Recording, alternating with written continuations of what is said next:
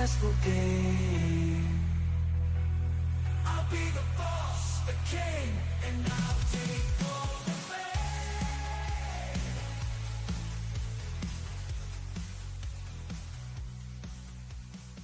Good afternoon, my friendly acquaintances. I am George Bruno, and welcome to Fire Your Boss. I am with my illustrious co-hosts, Frank Aaron and Dan T-Bone Jones, also known as Jonesy, the people that you've come to love. Gentlemen, say hello. Hey, hey. Hello there, and I'm going to say good morning just in case somebody listens to this in the morning after it drops. You got to cover all angles, all times of the day. Cover all the evergreen, angles. in evergreen podcasts. Fine. I love it. I'll say good afternoon to everybody who's watching in the afternoon. So there.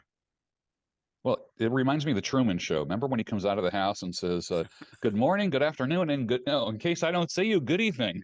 Absolutely. That actually was a great show. That actually was.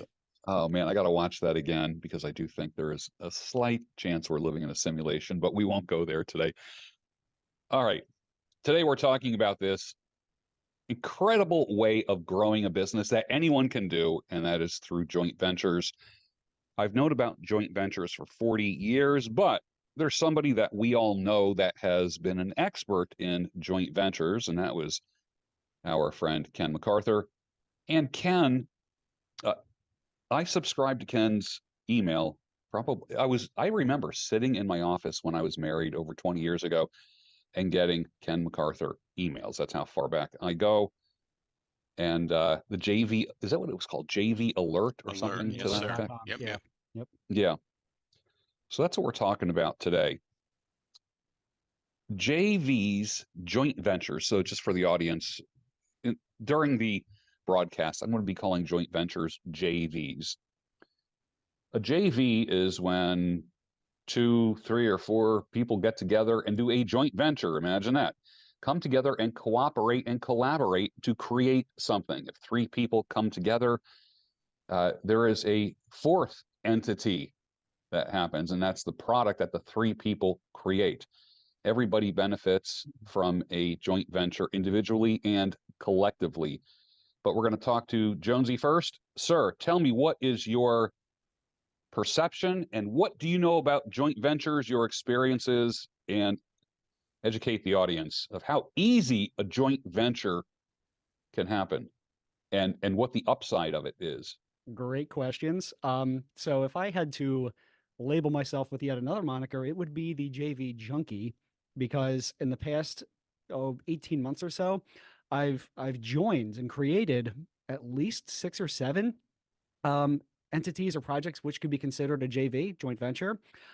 Interesting that we use the initials JV, because this is not junior varsity level stuff. This is varsity. This is collegiate level. This is top elite talent entrepreneurs coming together to create something more. So, in business school with my laurels of the associate's degree, I got well into my adulthood. I learned that a joint venture is, according to at least some states, a legal entity. So like a partnership between 2 or more parties, combining their resources to create a specific mission, objective, or a new product to serve that objective. So it's, it boils down to the whole is greater than the sum of its parts, because I can bring my resources and experience, whatever those resources are, be it a building, be it capital, be it skills, whatever I'm bringing to the table. Frank brings something to the table. George brings something to the table. And without having to grow our individual enterprises, we leverage all that to create something completely new and different that it, when done correctly, it becomes profitable. The key is that it needs to be strategic and done correctly, because yes, in theory, the whole is greater than the sum of its parts. But, we know that there's been joint ventures that have failed. Daimler Chrysler, Disney Pixar. There's some that did not stand the test of time. Think about isn't Mercedes and Dodge together in some kind of? Yeah, that's what he's saying. I don't think they are anymore. I think that was Really? Daimler Chrysler. Yeah. Okay. Dodge, despite Frank and I being Mopar or no car type of fellas over here with our Dodges, Woot, woot. that doesn't mean that they're good business people. And that's Right. that's a recurring fact that we talk about on FYB, that Hmm. you talk about, George, that we talk about in conversion chemistry, is that being good at a skill or having a good product does not make you good at business. It's learned. It's learned, and it's trial and error and experienced and all these things. That's an example of probably trying to do too much with way too many inputs and target markets. You got Dodge, which is consumer level and to a degree performance, and Mercedes, which is luxury. And those are two different markets.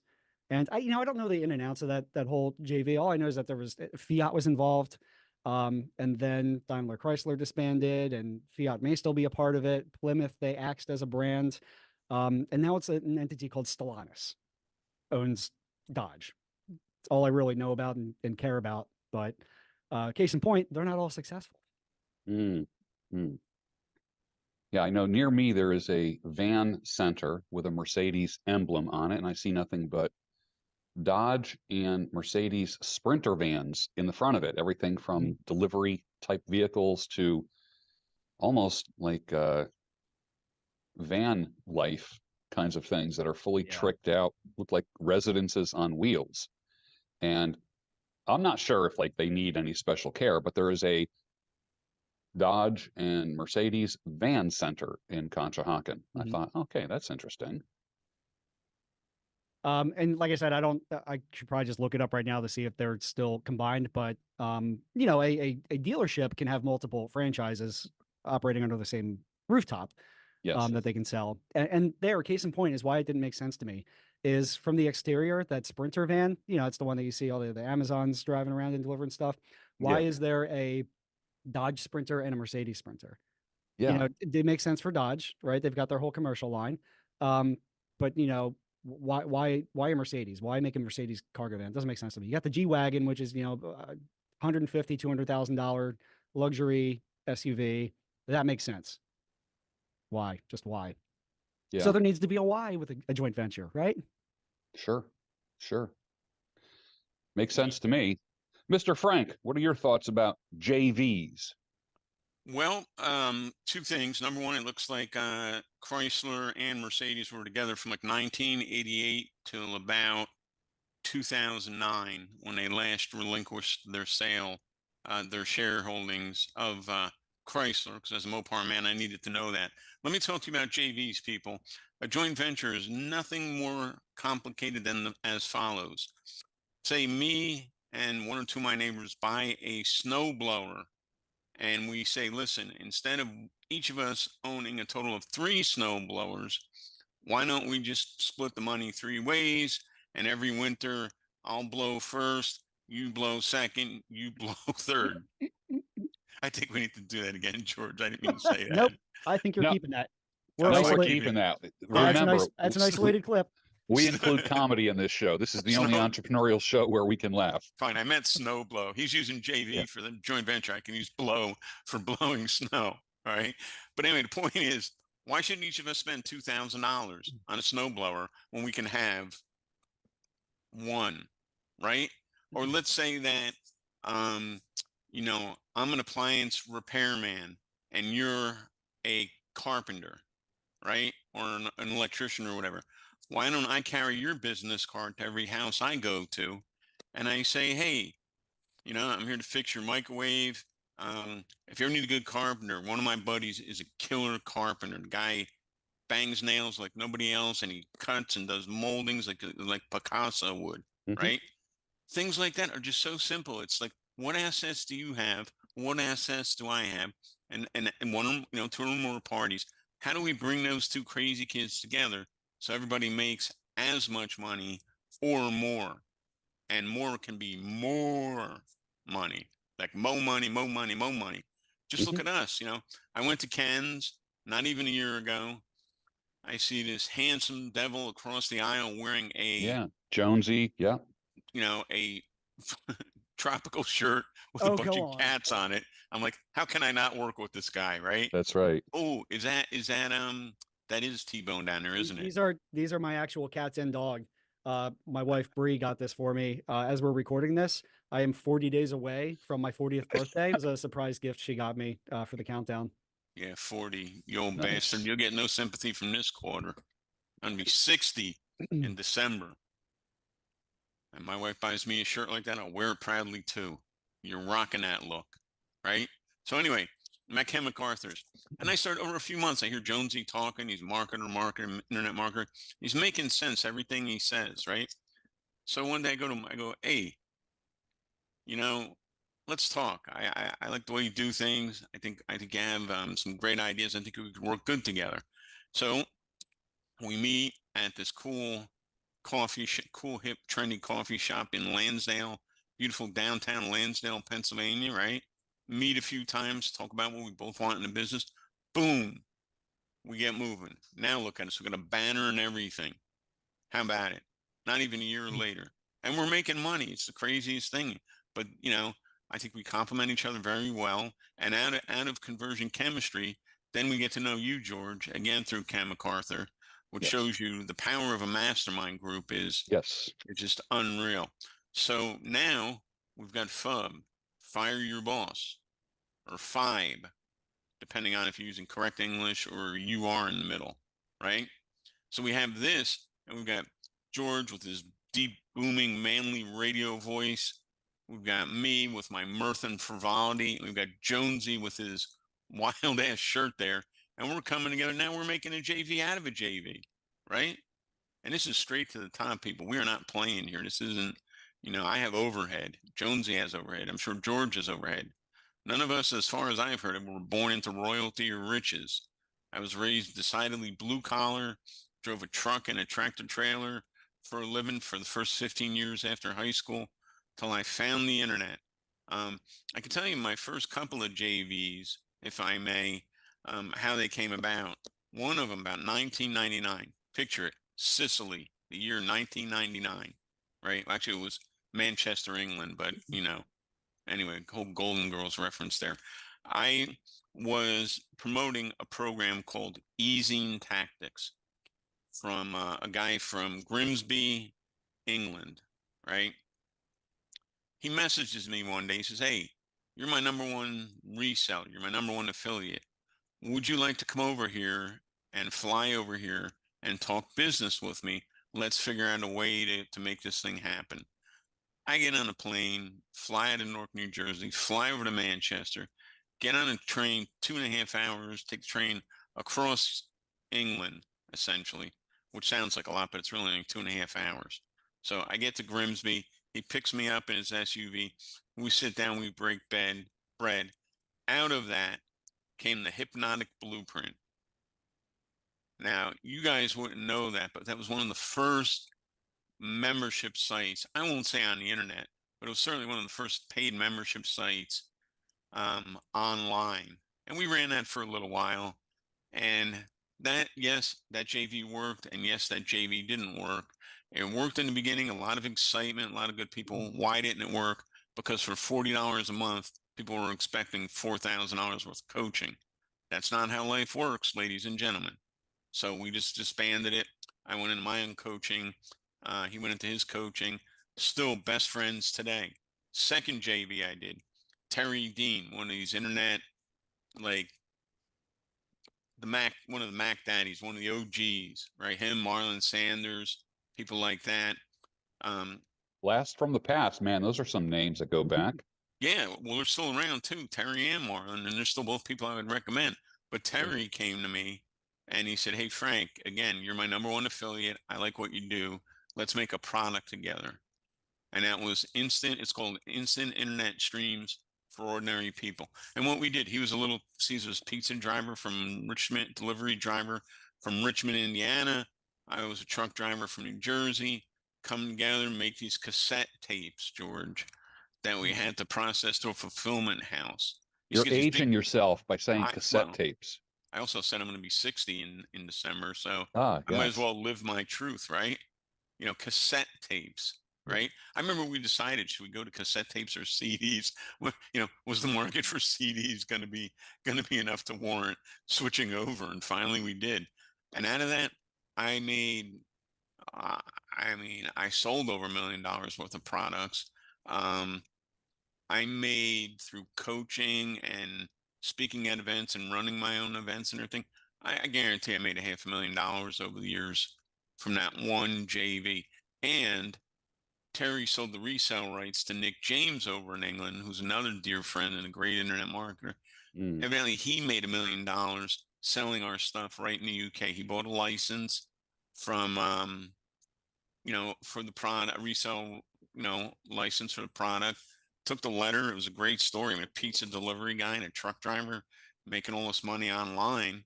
Former bankrupt truck driver from New Former Jersey. bankrupt, yes, from New Jersey. Who went on to make 6 figures, George. That's me. Thank you. Yes. I mean, it can be done. The average person, as long as you get somebody that doesn't have an ego that's bigger than the both of us, and you get somebody that's willing to work just as much as you are, it can work really well. Now, can it take a month or 3 months or 6 months to really find your sea legs and your true mission? Absolutely. It's what Jonesy and I had a few months worth of discussion, but we didn't wait around forever. We started out a certain way. We put things in motion. Good things happen to people that take chances.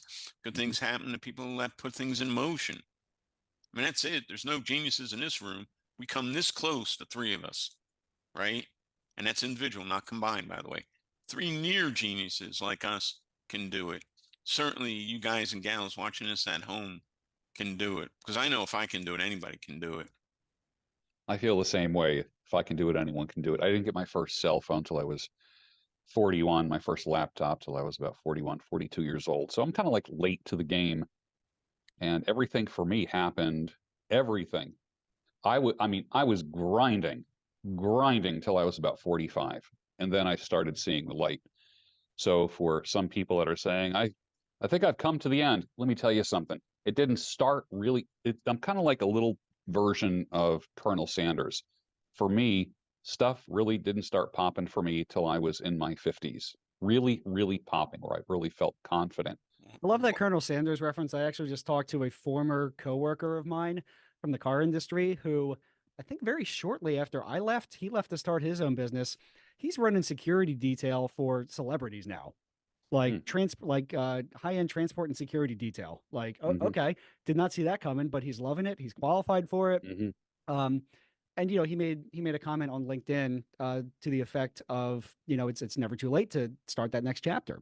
And I brought up the Colonel Sanders reference exactly, where it's, he opened the first chicken joint when he was, in his 50s or whatever. Took 9 years to perfect that secret recipe. And then the KFC franchise didn't, become an expansive entity until well into his 60s. Perfect example there. I love it. One of the things that I love about JVs, joint ventures, is that you don't have to do it on your own. Where you zig, the other person zags. I have skills that you guys don't have. You guys have, skills that I couldn't get anywhere near. So we kind of complement each other. So I think one of the elements of a JV is don't look for people who are exactly like you. Look for people who have complementary skills and complementary backgrounds. I don't know what you guys know. You guys don't know what I know, but together, the 3 of us are creating a 4th entity, and that's fire your boss. The reason why we're doing this, and let's just review for those that are tuning in for the first time to this podcast. The reason why we're doing this is, one of the reasons is, number one, to be able to tell your boss goodbye. You're doing the grind every day, Monday through Friday, whatever, 3 to 11, 9 to 5, overnight shift, whatever. And you fantasize about turning in your 2-week notice, or as Johnny Paycheck used to say, I believe it was Johnny Paycheck, right? Was he the take this job and shove it guy? Absolutely, yeah. Yeah. I wouldn't want to use that language because that's really burning a bridge. And I'm a wall builder. I'm sorry, I'm a bridge builder, not a wall builder. When you say say take this job and shove it, you're building a big wall between you and that company. And I like the idea of keeping the door open, building a bridge, because first of all, if you get 100 people from a company in the room, they're all thinking the same thing, but they won't admit it. They all hate working for the man. The only one who doesn't hate working for the man is the man. The man, yeah. The man. The joke where a boss pulls up in the Lamborghini And the employee says, wow, that is a nice car. And the boss says, yep, if you come to work every day on time, are dedicated, show some hustle, I'll be able to get another one next year. And, that's what we're Exactly. doing. Did you ever notice that everyone you work for drives a better car, takes longer vacations, dresses better, lives in a nicer house most of the time? So the reality is, for those that want to leave their work, that's what this podcast is about. But it doesn't necessarily mean leave your job. It might mean create a side hustle. It might mean take a little side gig that you're currently doing and making full-time money and not leaving your job. It might mean actually, let's say you're a process guy and you have a lot of great ideas at work and you really are the embodiment of total quality management and continuous quality improvement. Maybe you can take the principles of Fire Your Boss, of FYB, and apply it. Maybe the FYB principles will help you get a raise. This is not our bosses are not our enemies. We're thankful that we have a job. We're thankful that we have jobs. For those that have jobs, I still have a job. For those that have jobs, I'm thankful that I have the job, but I will someday leave that job. And I also will offer jobs to coworkers that I did not close the door on, that I stayed friendly with, and and I'm aware of everyone else's skill sets. So if I need something in the future in my new gig, I have a pool of people that I can email, that I can call, that I can text. They're already known, proven entities in my life and say, hey, you know what? I might have a role for you here. I And like that. and they might listen to you for a few minutes. So fire your boss doesn't always mean take this job and shove it, although it can, but it doesn't always mean that. Yeah, That's how I look at it. There's any number of ways you can take it and apply it. However, it's not meant to be disrespectful. It's not meant to be Right. Detrimental, Right. or obnoxious. It's putting the power back into you, into the entrepreneur's hands, rather than the boss, as it were. That's it. You can That is correct. there's a lot of people who are not, wouldn't want to be self-employed. So why put yourself in that position? However, having a side hustle or having the ability to do that puts the power back in your hands and reduces the leverage that an employer perceivedly has over you. One of the ways I like to look at it is putting it back into the context of somebody who should be an entrepreneur is, the hard work and your boss can get the second Lambo. All right. So I do have a very strong work ethic, but I'm also lazy, if that makes any sense. I like to work really hard to then relax on the back end.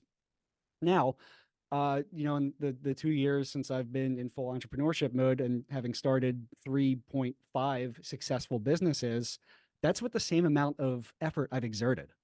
Literally the same, possibly even less. I don't know. I don't really quantify it. I know I have more time. My time is more flexible.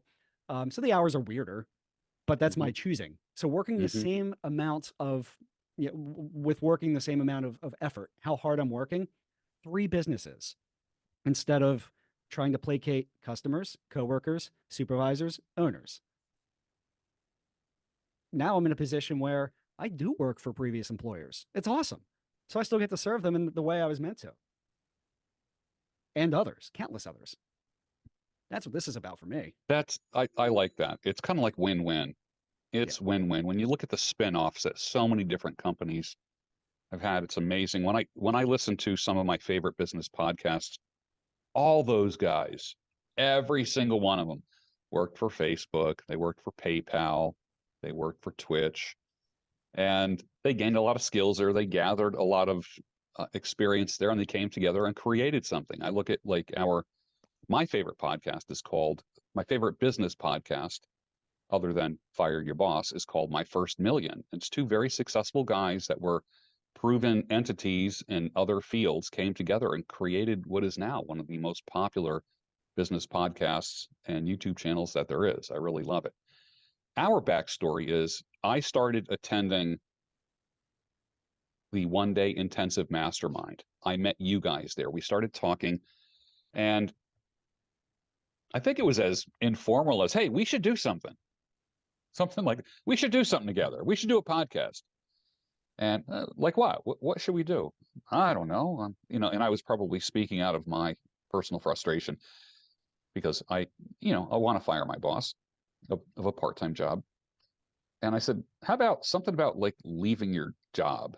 You guys have done it. I want to do it.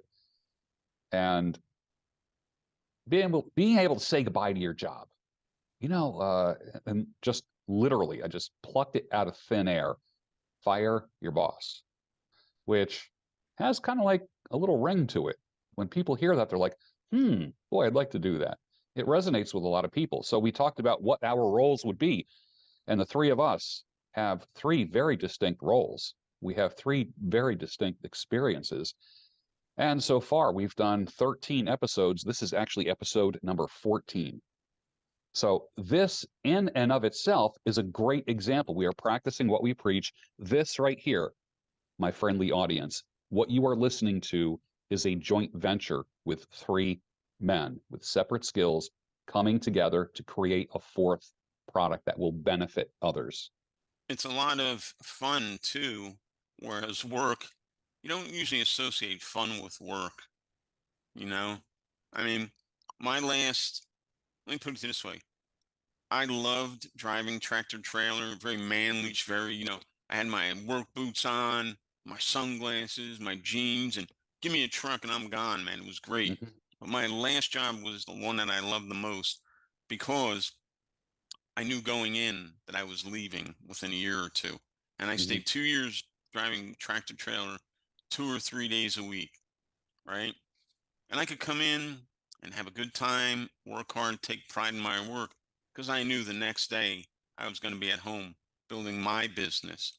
And just that freedom that I had, honestly, you make a case for making me a better employee while I was there because all the BS could roll right off of me. I didn't have to immerse myself in the bullshit of the job. And he said this, and this one's a bootlicker, and that one's that. It didn't matter. Where's my truck? Give me my Mac truck, man. I'm ready to Mm-hmm. roll because I Mm-hmm. knew I was leaving. Or even if I never left, I knew I had the power to leave anytime I wanted to, right? And I'm going to tell you something. I talked about this the other day. I forget where, but I got my degree. When I graduated high school, I either wanted to be a truck driver or a train engineer, right? Almost went in the Marines. That's a story for another podcast, but Mm-hmm. drove a truck. That's what I did. 15 years while I was figuring out what I wanted to do Mm. with my life. Eventually I was like, okay, truck driving is great, but it's only ever going to pay me what, $20 an hour back in 1994 or whatever it was. Mm-hmm. So I said, went back to college at night, got my degree in logistics management, graduated head of my class, went to a career counselor in Princeton, New Jersey, paid them $5,000 on a freaking credit card to get me into all the good places. Biggest waste of money ever. I won't name the company. If somehow they're still in business, it's a miracle. But I got ripped off for $5 grand. I got nothing that I couldn't do myself. They did, however, get me interviews with Northwest Airlines, General Motors, Conrail, different things like that, the railroad. Do you know, guys, every last one of those companies has since been merged. The GM plant in Linden, New Jersey is now a bunch of warehouses and a brownfield area. Northwest Airlines got merged into Delta. Conrail got bought by two different other railroads. Even the job that I worked at as a tractor trailer driver, that company, PJAX, got bought out by this other company, Vitran, who got bought out by Central Transport. Mm. My point is, where would I have been if I didn't have something like this, even on the shelf, ready to go, like a fire extinguisher or a car jack if you ever break down? You know, you're a man, you need to be able to provide, and having somebody lay you off or outsource your job to some third world country or whatever, that takes a toll. I think one of the smartest things you can do as a man, look after your physical body, your mental body, and also your financial body, and always have that little side hustle. God forbid, even if you don't want to do it forever, your company lays off. How about coronavirus? How many people were screwed when they're yeah, you got the stim money. That wasn't enough for a lot of people. Mm-hmm. How many people went through that? What's going to happen next? What's going to happen in the elections? Who knows? A hustle like this it doesn't have to be on the internet, it can be offline, is something that you may never need, but I'll tell you what, the one time you do, you'll be damn glad you went through the trouble to have it. Well, you nailed it. You know, there's so many opportunities out there. I just pray that God opens people's eyes to see opportunities. I heard a story of a kid who will hose out your trash cans on trash day.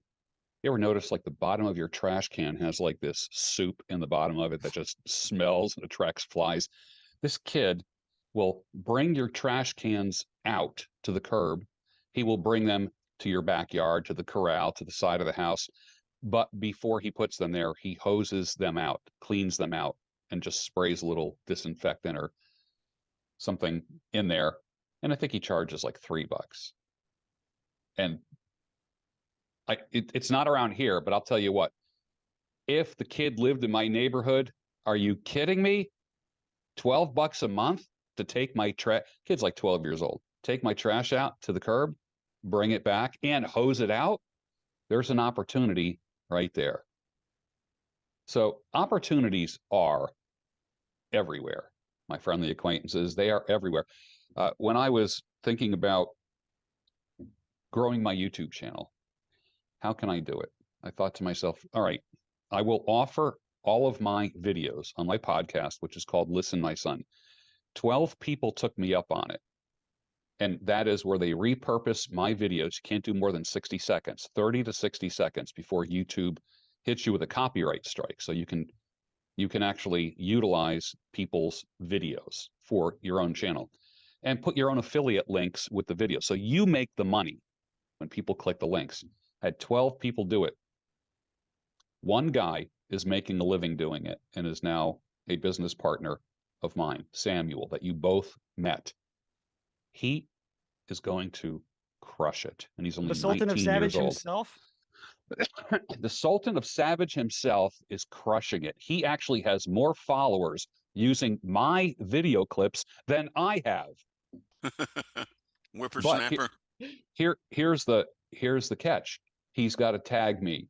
So it helps grow my business and get exposure. So he takes the most savage clips that I have, stuff that's more controversial, stuff that I might have said tongue in cheek, stuff that I know is going to, like, create a reaction in people and bring attention, because really attention is the modern currency. No, money can't buy this.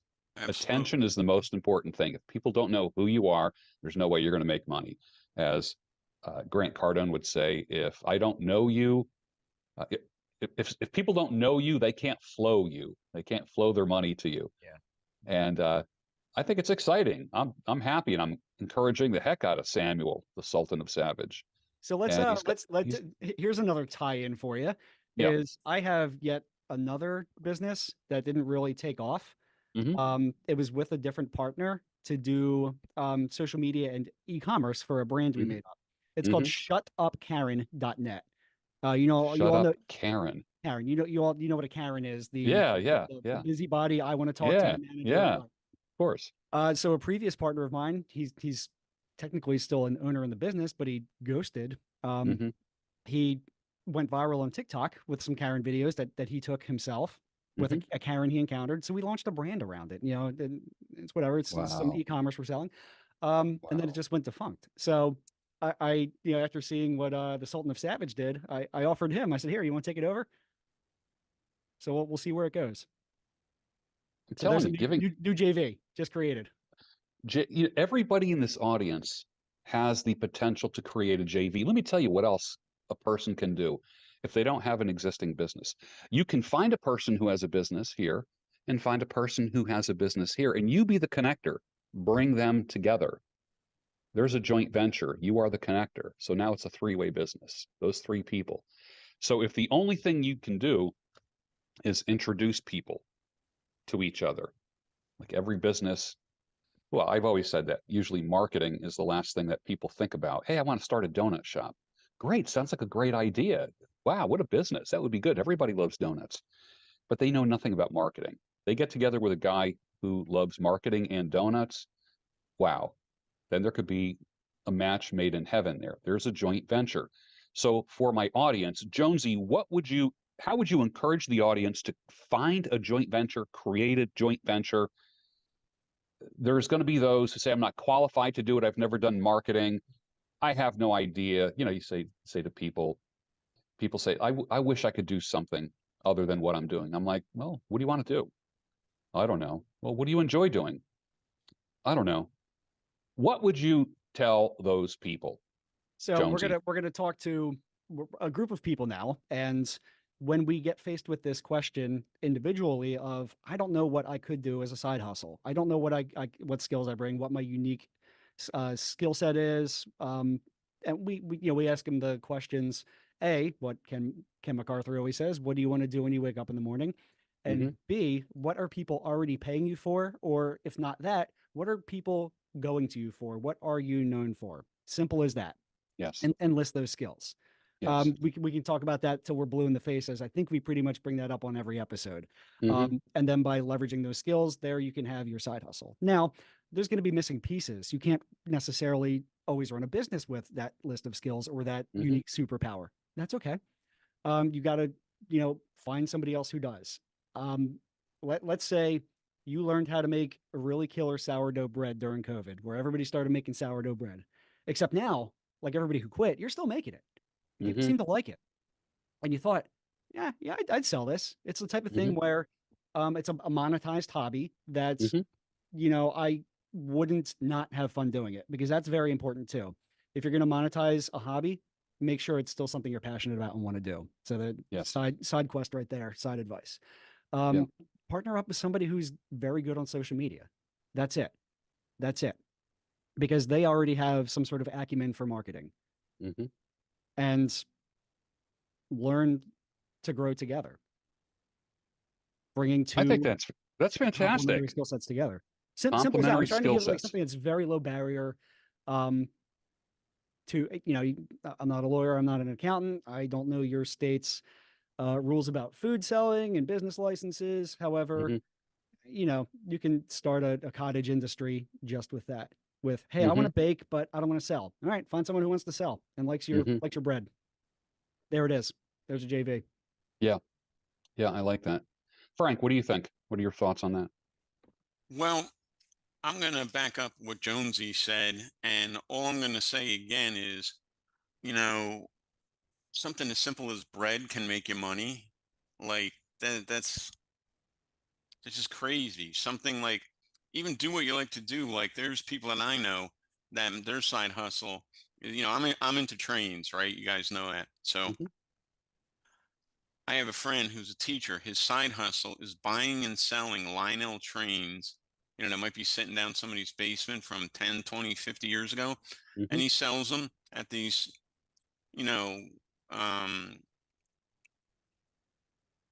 farmers markets. He sells them at memorabilia shows, and he sells them online. He bought a collection for, I think it was $8,000 or Mm. five. I just saw him 2 weeks ago. Either 5,000 or $8,000 for $11,000 worth of stuff. So at a Wow. minimum, after eBay fees and all, he'll make about $2,000 to $3,000. That's Sure. not bad for a teacher. That's going to get him through one of his months this summer, and that was only one time. Mm. I mean, that's ridiculous. You know what I mean? That is ridiculous. Anything. You make money with Absolutely anything. anything. And I think Jones, you said, one of you guys said it. You got to have money goggles. You have to have hustle. You have to see where opportunity is. And most of all, you have to get past your belief that you are not worth it or that you can't achieve this stuff. We've got a guy here, Samuel, 19 years old. Kid's going to be a millionaire by the time he's 23 or so. Easily. I mean, Easily. and I met him, great guy. He didn't have a halo over him or surrounding him or an entourage. He's Yeah. some dude at 19 that Yeah. gets it and he believes in himself. He hasn't been beaten down enough and Yep. hard enough by the man to think Mhm. that he can't do anything. Guy as can do it anything. as He it puts should his be, mind. Yeah, as it should be. exactly. The three of us, we're when we level up, we hand down ladders and ropes and harnesses and pulleys to bring people up with us, and that's the difference between us and the corporate world, where they kick the ladder, they build the wall. Yeah. Yeah. I don't want to crush anybody. I'm not interested in that. I No. I don't want to burn bridges because you never know in the future. Like seriously, right now I can only think of about 2 bridges that I want to burn out of the 1,000 that I once thought of at one time, because you just never know. You never know. I don't want to be, what I don't want to do is I want to be accessible to people who have a change of heart, because most people, I would say most people, if you have a hard time with people, most of the time they will come back. They will apologize, or they will humble themselves, or enough time will have passed, and then you can work together. Yeah, That's what I have found. a decent person will. Yep. So You you can know. do a joint venture with someone who has an idea. You can also do a joint venture with a company that has a lot of people, and Sure. they can pay you. There's no reason why it has to be, 3 common Joe Schmoes or 2 common Joe Schmoes. You can do a joint venture with a big company. For instance, if you go to, let's say, Tesla headquarters and their windows are dirty, offer to be their window washer or their lobby cleaner, and come up with a pitch that says, you know, the front door and the lobby and the mat that people walk on gives a first impression when they go to the front desk. Everything they see, every step they take. And I am a entrance expert. I just made that up. I'm an entrance expert. Helps people create good first impressions in the first 5 seconds. Wawa says they want to give people their best 90 seconds of the day. The average person is in a Wawa for 90 to 120 seconds, and they want to make it the best 90 seconds of the day. And you could use that as a pitch. When people enter this building, I want them to be, wow, this place is clean, this place is orderly. And who knows, you could be the entrance expert, because entrances make a difference. And when you make a difference, you can make money. So you might have 12 companies on a corporate row somewhere that want their entrances and vestibule and front desk area to be absolutely pristine and smelling good and having nice low classical music playing or something like that. So I just came up with a business idea. So what you do is you walk door to door and maybe clean their windows for free. Let me clean your windows for free, and then you have some suggestions and you leave a card, that type of thing. So there's a joint venture right there. I would ask people in the audience, if you have any ideas or questions about joint ventures, put them down in the comments. Please. And the 3 of us will look at those questions and comments and answer them personally. And if you have a question for Jonesy, address it to Jonesy. If you have a question for Frank Garin, then address it to Frank. Any other words about joint ventures? Well, I would say an entrance experience expert is a way to phrase that as well. Yeah. That's a neat idea. You say, hey, listen, guys, first impression is the most important impression you make. I specialize in having the initial interface between the customer and your company go as smoothly and professionally as possible. This is how we're going to do it. A few more potted plants here, a water cooler here. That's something you can do with any company. I mean, that was a great idea. And clean windows, and he has kind of like a cordless vacuum. Cordless vacuum. He comes in, he removes all fingerprints and waters the plants every Wednesday, that kind of thing. If the guy does 4 a day times 5 days, there's 20. And if he charges $100 for doing what he does, think about it. He's in that lobby, in that entrance area for an hour a week. You're done before lunch every day, and you are grossing $100,000 revenue every year. That's not a bad gig. That is not a bad gig at all. And then he could do something else in the afternoon if he was really ambitious and retire by 30 or 40.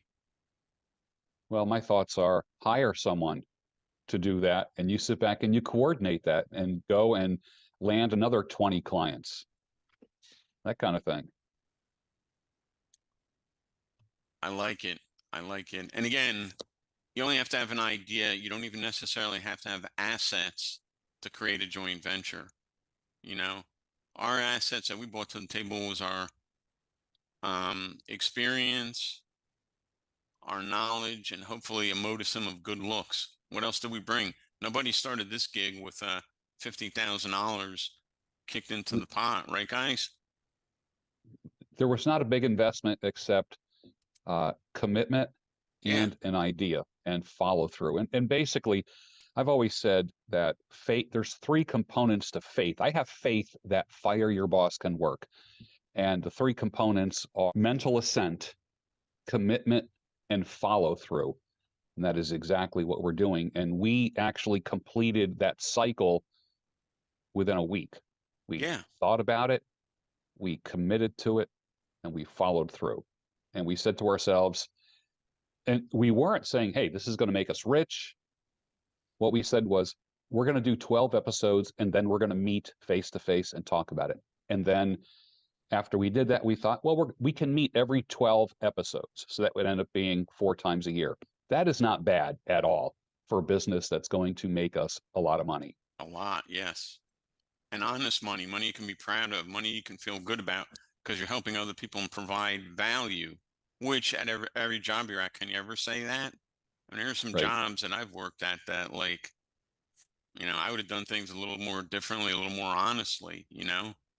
Your own gig, you have the choice of what you want. Your own JVs, you set the terms of how your company and yourself are going to behave. Right. I like that about a JV, or, you know, anything that we've talked about today, side hustle all the way up to a massive JV. That's another thing. You get to set the ethics. You get to build a business to your own personal companies and your own personal beliefs, you know, and values, I should say. And that's a gift too. I mean, you're a man, you're here to build things and conquer things and grow things and nurture things. Why shouldn't it be on your terms? Why does it have to be on some boss? And what is he, what are their qualifications? They were here before you? Like, you know, I mean, some of my bosses I love, some of them I hated. Some of them I was like, how did this dude get in this job? He doesn't even know how to dispatch. And God rest this one guy's soul, and I'll leave it with that. But he used to send, we had 3 trucks. He would send 3 trucks to the same delivery place, and the 3 drivers are laughing. We're like, why don't you just put this on one truck, right? He's got 3 of us going. What if we had a 3-way collision? One of us ran a stop sign. The whole fleet would be gone. Right. You know what I mean? I'm like, what the hell, man? I mean, all right, it's 20 minutes from our warehouse, but surely it would have all fit in one truck. That's what I was working for. That's why I had to get my own business. Thank God for somebody that introduced me to something believable, possible, and doable. And thank God I had enough sense to believe in myself, even when other people didn't. Because the hardest person that you're going to have to work past is yourself. Because all the voices that say, you suck, you're stupid, why should it work for you? That's the real killer. Nobody else can hurt you or build you up better than you can yourself. And I'll leave it at that. All right. Any final words? This is a quick hit on the topic of JV. Jonesy, final words. You're good enough, you're smart enough, and doggone it, people like you. Frank. This is why I work with him, because he's just who he is. Hi, Mom, and keep up the good work, everybody. I believe in you. That's what I would say. And for me, I would like to say to our audience that we want you to win. We are your biggest fans. You might feel that no one is behind you. Everybody thinks you're crazy. No one supports you, but we do. We are your biggest fans, and we want you to win. And we will see you on the next episode of Fire Your Boss. Stuck in this corporate hellhole, ain't no way I'm gonna stay. The boss man's got his grip on me, but I'm about to break away. 9 to 5 just ain't my style. I need freedom to be my own. Gonna rise up from the ashes, gonna build a kingdom of my own. Tired of being just another cog in this machine. I wanna rise above the ashes. Show 'em what I truly mean. No more fear, no more fences. Gonna break out of this cage, gonna light a fire in my soul. Unleash the beast of my rage. I'm gonna break the chains.